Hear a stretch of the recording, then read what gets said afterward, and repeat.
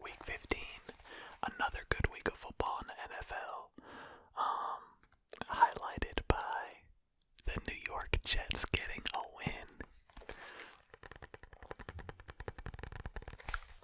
It took them 15 weeks, but they got a win, and their fans are probably crying right now because, in all likelihood, not definitely, but in all likelihood, that win cost them Trevor Lawrence.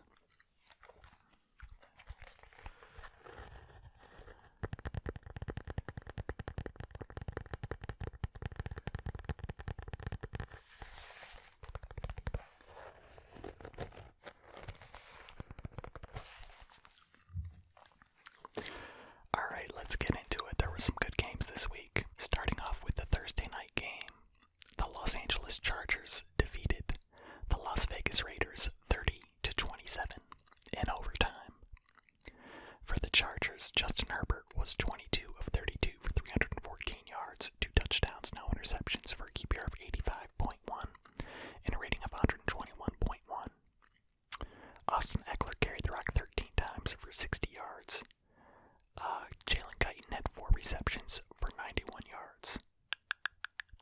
For the Raiders, Derek Carr going down in the first quarter with a groin injury. So Marcus Mariota coming in, playing most of the game, and he didn't look too bad for the most part. 17 of 28 for 226 yards, 1 touchdown, 1 interception. That 1 interception was bad. That was bad, but other than that, he didn't play too bad. A QBR of 97.9 and a rating of 83.3. He was their leading rusher. He carried the rock 9 times for 88 yards and a touchdown. Josh Jacobs carried the rock 26 times for 76 yards and a touchdown. Darren Waller had 9 receptions for 150 yards and a touchdown. What a game from Darren Waller. I expected the Chargers to challenge the Raiders and potentially beat them. Las Vegas has not looked good the last 5 weeks, so I was not surprised to see that. Moving on to Saturday, we had a nice little NFL doubleheader on Saturday this week. The Buffalo Bills absolutely destroyed the Denver Broncos 48-19. The Bills are looking good. Josh Allen was 28 of 40 for 359 yards, 2 touchdowns, no interceptions. A QBR of 98.2 and a rating of 114.5. Playing it at an elite level and throwing the ball around, spreading the ball around to a lot of different people, but Stephon Diggs and Cole Beasley both have had fantastic seasons this year. Rushing the ball, Zach Moss carried the rock 13 times for 81 yards. Devin Singletary carried it 8 times for 68 yards and a touchdown. Josh Allen carried the rock 3 times for 33 yards and 2 touchdowns. The man can run the ball as well. Stephon Diggs had 11 receptions for 147 yards. Cole Beasley had 8 receptions for 112 yards. Stephon Diggs leading the league in receptions and yards, I think. I don't know how many. I know Travis Kelce was up there with him in yards as well. I'm not sure if he passed him again on Sunday or not, but regardless, Stephon Diggs having a great year and helping out my fantasy team. For the Denver Broncos, Drew Lock was 20 of 32 for 132 yards and 1 touchdown, no interceptions for a QBR of 65.7 and a rating of 81.8. Melvin Gordon carried the rock 11 times for 61 yards and 2 touchdowns. Noah Fant had 8 receptions for 68 yards and a touchdown. Buffalo improves to 11-3. Denver falls to 5-9. The second game of the doubleheader on Saturday, the Green Bay Packers defeated the Carolina Panthers 24-16. This game, Green Bay looked like they were gonna come out and kill them in the first half, and they did in the first half. But in the second half, it was a different story. For the Packers, Aaron Rodgers was 20 of 29 for 143 yards, 1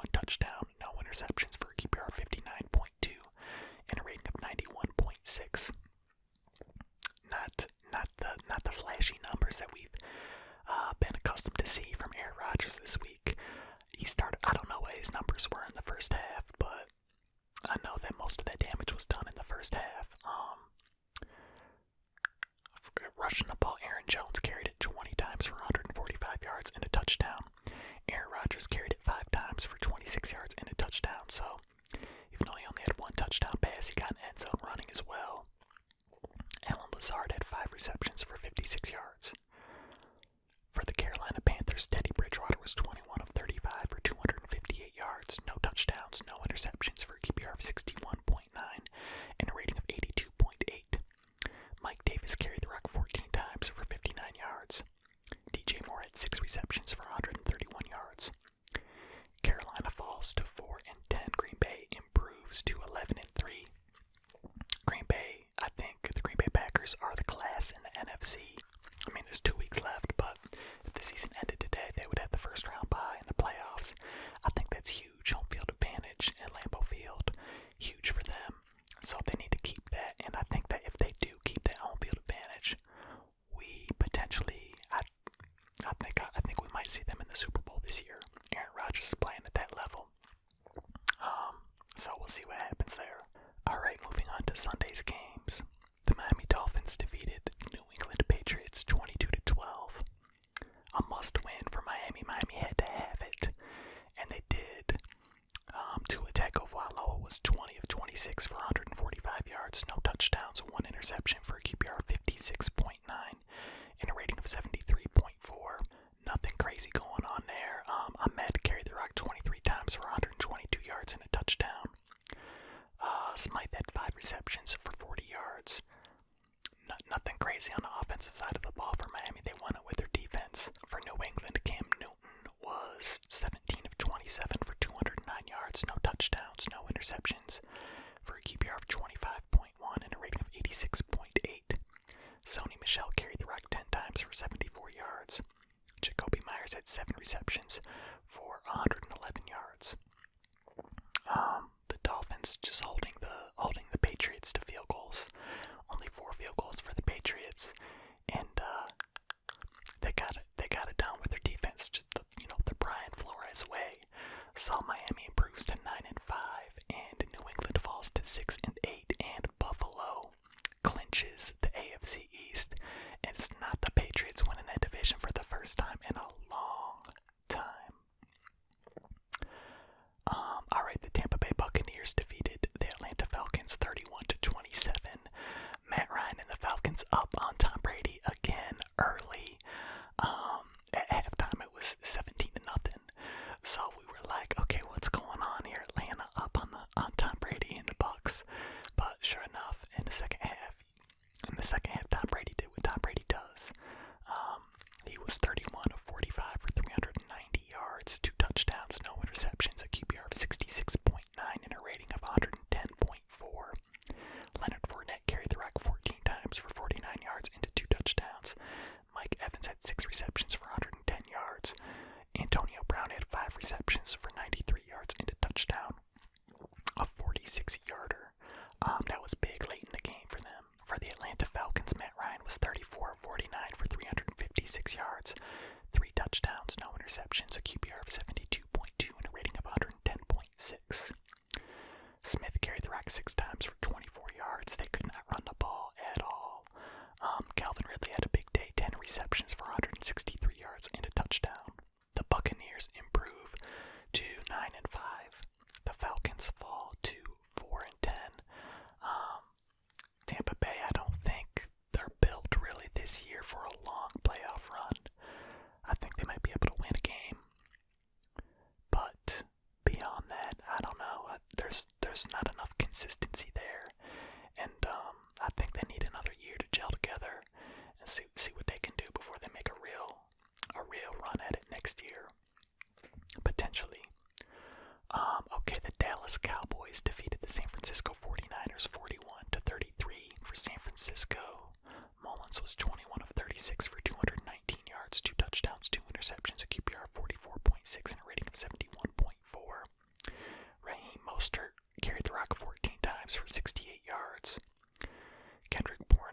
receptions for 86 yards and a touchdown on a Hail Mary pass.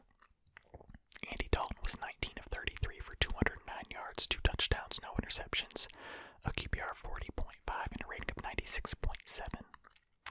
Pollard carried the rock 12 times for 69 yards and 2 touchdowns. No Ezekiel Elliott in this game. So Ezekiel Elliott did not play in this game, and Dallas puts up 41 points. That's interesting. I think maybe they might have overpaid Zeke a little bit, potentially. CeeDee Lamb had 5 receptions for 85 yards. Dallas improves to 5-9. San Francisco falls to 5-9. The Tennessee Titans defeated the Detroit Lions 46-25. Derrick Henry doing Derrick Henry things. Ooh, I mean, that stiff arm is dirty. I would not wanna try and tackle Derrick Henry at all. But Ryan Tannehill was 21 of 27 for 273 yards, 3 touchdowns, no interceptions, a QBR of 93.8, and a rating of 145.8. Great game from Ryan Tannehill. Derrick Henry carried the rock 24 times for 147 yards and a touchdown. Corey Davis had 4 receptions for 110 yards and a touchdown. For the Detroit Lions, Matt Stafford, banged up Matt Stafford, is probably like the toughest football player I've ever seen. He was 22 of 32 for 252 yards, 1 touchdown, no interceptions for a QBR of 92.1 and a rating of 102.6, but nowhere near 100% playing this game for the Lions. DeAndre Swift carried the rock 15 times for 67 yards and 2 touchdowns. Marvin Jones Jr. had 10 receptions for 112 yards and a touchdown. The Tennessee Titans improved to 10-4, and the Detroit Lions fall to 5-9 in a game that Tennessee really had to have. Also because the Indianapolis Colts defeated the Houston Texans 27-20. So for the Colts, Phillip Rivers was 22 of 28 for 228 yards, 2 touchdowns, no interceptions, a QBR of 74.8, and a rating of 124.4. Jonathan Taylor carried the rock 16 times for 83 yards and a touchdown. Pascal had 5 receptions for 79 yards and 2 touchdowns. For the Houston Texans, Deshaun Watson was 33 of 41 for 373 yards, 2 touchdowns, no interceptions for a QBR of 80.8 and a rating of 120.8. Johnson carried the rock 8 times for 27 yards. And he also had 11 receptions. David Johnson had 11 receptions for 106 yards. Wow. The Indianapolis Colts improved to 10-4, and the Houston Texans fall to 4-10. I was happy to see that as a Dolphins fan, because we got the Texans' first round pick next season. So I'm hoping they lose out so that the pick is higher. The Chicago Bears defeated the Minnesota Vikings 33-27. For Chicago, Mitchell Trubisky was 15 of 21 for 202 yards, 1 touchdown, 1 interception for a QBR of 66 and a rating of 97.7. Why did they ever bench him? 5-2 as a starter. Trubisky 5-2 as a starter. Foles 2-5 as a starter. David Montgomery had a great game, 32 carries. They gave him the rock a lot. David Montgomery had 32 carries for 146 yards and 2 touchdowns. Allen Robinson had 4 receptions for 83 yards. Darnell Mooney had 4 receptions for 49 yards and a touchdown. For the Minnesota Vikings, Kirk Cousins was 24 of 35 for 271 yards, 2 touchdowns, 1 interception for a QBR of 69.2 and a rating of 98.6. Dalvin Cook carried the rock 24 times for 132 yards and a touchdown. Justin Jefferson had 8 receptions for 104 yards. Chicago's playoff hopes still alive. They need a little bit of help. They need Arizona to lose, is what they need. And of course they need to win out, but still alive. It could happen. It could happen. I don't think they'll go far in the playoffs if they do get there, but you never know. That's why they play the game. The Seattle Seahawks defeated the Washington football team 20-15. For the Seahawks, Russell Wilson was 18 of 27 for 121 yards, 1 touchdown, 1 interception for a QBR of 92.8 and a rating of 73.2. Pretty pedestrian numbers there for Russ. Chris Carson carried the rock 15 times for 63 yards. DK Metcalf had 5 receptions for 43 yards. Not a lot of flashy offensive numbers here. I mean, Washington's front seven's really good. Wow. Okay, so for Washington, Dwayne Haskins was 38 of 55 for 295 yards, 1 touchdown, 2 interceptions for a QBR of 57.6 and a rating of 72.9. I know Gibson didn't play, but to throw the ball 55 times with Dwayne Haskins in a 5-point game when you have a really good defense, that doesn't make too much sense to me. J.D. McKissick carried the rock 13 times for 51 yards.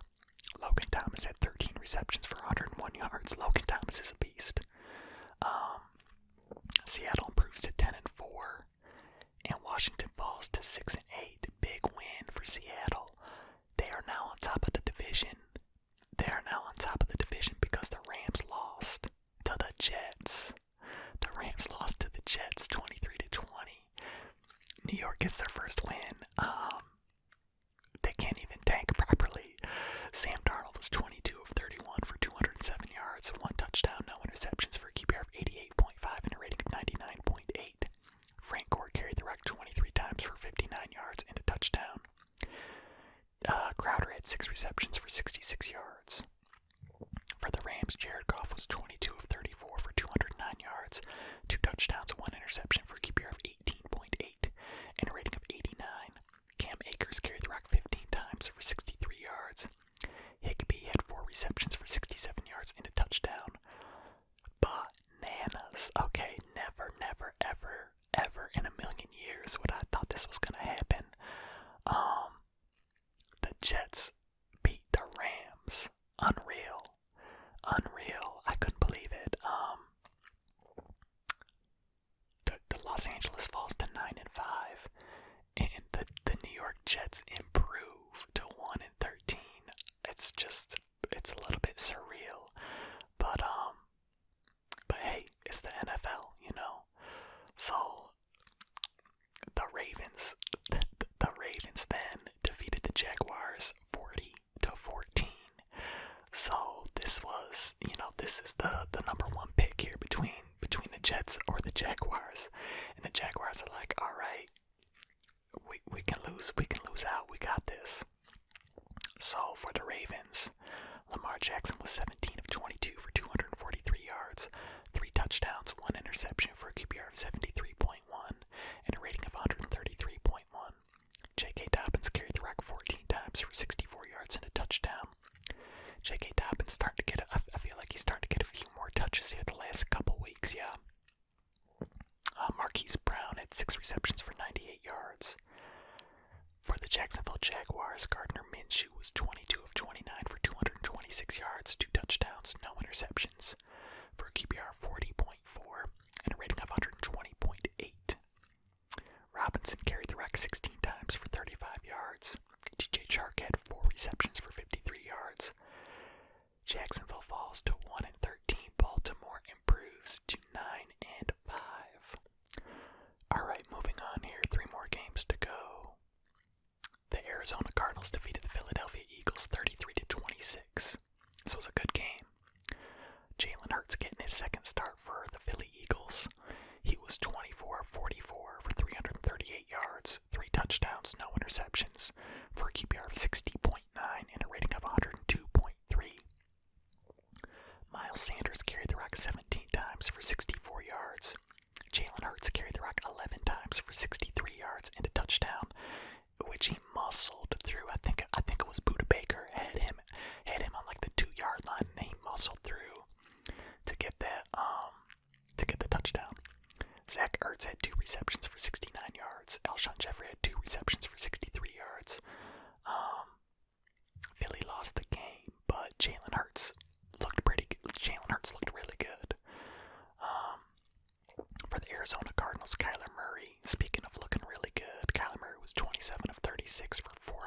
76 yards, 3 touchdowns, 1 interception, a QBR of 45.3, and a rating of 127.8.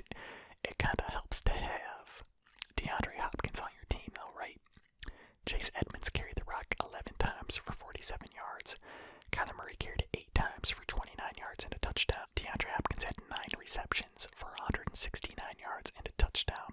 Hands down, I mean, the best receiver in the league. I think DeAndre Hopkins is a monster. Absolute monster. Strong hands, great hands, fast, good route runner. I mean, you can just throw it up there to him and he's coming down with it. So, Arizona improves to 8-6. Philly falls to 4-9-1, and Jalen Hurts looks good, but there's going to be some problems in Philly because Carson Wentz. So if you're going to go with Jalen Hurts, Carson Wentz got to go. He said he doesn't want to be the backup in Philly if Hurts gets the starting job. So he wants to go, but his contract is huge. It's huge. I don't know the exact numbers, but I know it was a $100 million contract that he signed, right? So they're going to have some problems trying to move him. Nobody's going to want to get that trade now. Like, I don't know. I think it's about to be a disaster in Philly.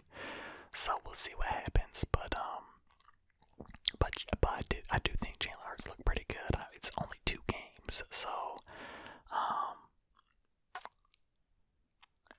it's very early to tell. But if that is the way that things go, and that is the way that how it looks like it could potentially go, it could be messy over there in Philadelphia. We'll see. The Kansas City Chiefs defeated the New Orleans Saints 32-29. This was a good game too. Patrick Mahomes was 26 of 47 for 254 yards, 3 touchdowns, no interceptions, for a QBR of 72.5 and a rating of 92. Clyde Edwards-Helaire carried the rock 14 times for 79 yards. Travis Kelce had 8 receptions for 68 yards and a touchdown. For the Saints, Drew Brees came back. Drew Brees did not look good. Shaking off the rust, though he's not 100%, obviously. And he needed this game. He needed it to shake off the rust. He played better in the second half, but he was only 15 of 34 for 234 yards. 15 of 34 for Drew Brees is like, it's very strange for him to be completing under 50% of his passes. He's like up there, usually around 70%. So you could tell that he wasn't all the way right, but he had 3 touchdowns, 1 interception for a QBR of 23.6 and a rating of 84.7. Alvin Kamara carried the rock 11 times for 54 yards. Emmanuel Sanders had 4 receptions for 76 yards. The Kansas City Chiefs improved to 13-1. New Orleans falls to 10-4. Good game. Patrick Mahomes they got banged up a little bit. Clyde Edwards-Helaire had a high ankle sprain, I think, so he's going to be out at least for the rest of the regular season. They're hoping that they can get him back in time for playoffs. We'll see. And then Patrick Mahomes took a big hit as well. The one I'm thinking about in particular, he was like sandwiched in between 2 Saints defenders. It was just like they met at the quarterback. One hit him in the front, one hit him in the back, and then you could tell that he was like, oh god, that did not feel good. But they got the win, and he seemed to be okay. I'm sure he's probably feeling it a little bit today, though. Alright, last but not least, the Sunday night game that got flexed to Sunday night, the Cleveland Browns. The Cleveland Browns defeated the New York Giants 20-6. Baker Mayfield playing really well the last couple weeks. Baker Mayfield was 27 of 32 for 297 yards, 2 touchdowns, no interceptions, a QBR of 98.3 and a rating of 126.2. If he plays like that, watch out. 27 of 32. Watch out. Nick Chubb carried the rock 15 times for 50 yards and a touchdown. They did kind of hold Nick Chubb in check a little bit. Higgins had 4 receptions for 76 yards. Jarvis Landry had 7 receptions for 61 yards and a touchdown. For the New York York Giants, Colt McCoy was 19 of 31 for 221 yards, no touchdowns, no interceptions, for a QBR of 56.1 and a rating of 82.9. Alfred Morris had 7 carries for 39 yards. Darius Slayton had 4 receptions for 74 yards. The Giants, okay, I think on their first 3 possessions they got into the red zone and only got 3 points. Freddie Kitchens is the worst coach I've ever seen before in my life. So for the Giants, Jason Garrett, their offensive coordinator, tested positive for COVID or was a close contact with COVID, something with COVID that he couldn't coach. So Freddie Kitchens was calling the plays for the Giants, and he called a fake field goal, kind of like formation where they like snapped it to the punter and then the center went out on a route and he tried to throw it to him in the end zone. Like, what are you doing? Freddie Kitchens is awful. So the Browns improved to 10-4 and the Giants fall to 5-9.